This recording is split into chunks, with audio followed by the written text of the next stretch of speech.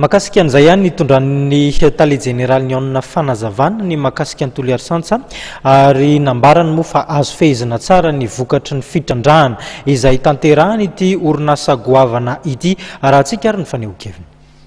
Toliary Santsa rehefa anjoina dia voalohany indrindra aloha ny fitrandrahana fasimaika tsy voalohany eto Madagasikara.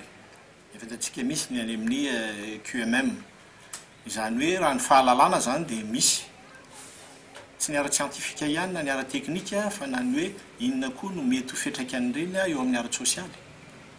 Ny fisintomana lesona zany tany amin'ny QMM aloha dia anisan'ny hoe zavatra iray lehibe tsy azo tsinontsiniavina eo amin'ny fanangalana fanapahan-kevitra ihany koa.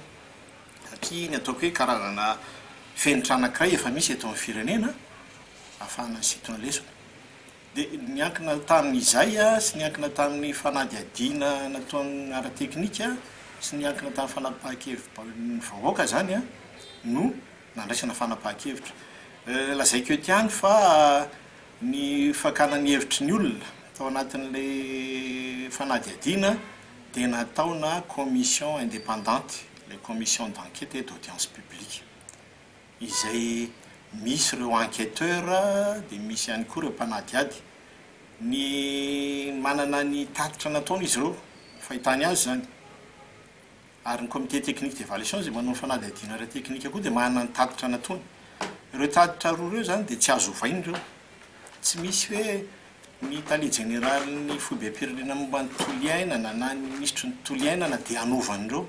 Fa tsy maintsy miankina amin'ireo tatitra izay ataon'ireo le commission sy comité indépendant ireo no entina manome fanapahan-kevitra na omena na tsy omena ilay fahazon-dalana.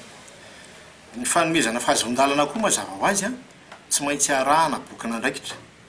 Satria ilay bokana andraikitra zany midika hoe ireto ny tsy maintsy andraikitra ilay tetikasa, tsy maintsy ho tanterahany hijerena izay mety hoe ahiahin'ny vahoaka ka hisin'ilay hoe ilay tena tombontsoa betsaka no hijanona.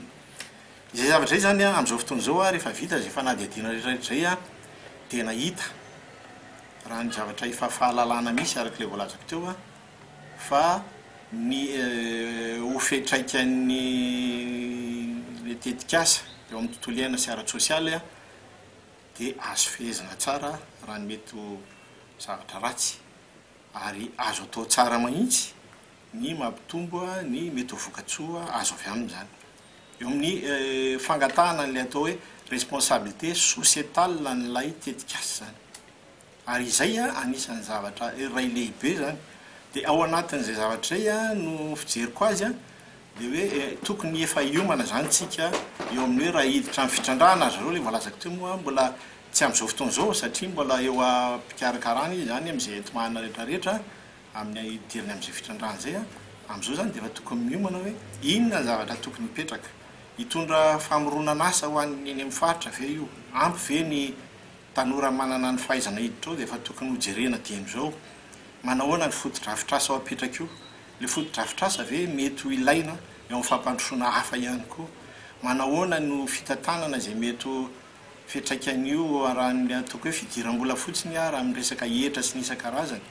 Manahoana vonona ve ny faritra? Vonona ve ny nivon'ny commune? Vonona ve ny vahoaka handray an'izany tetikasa zany?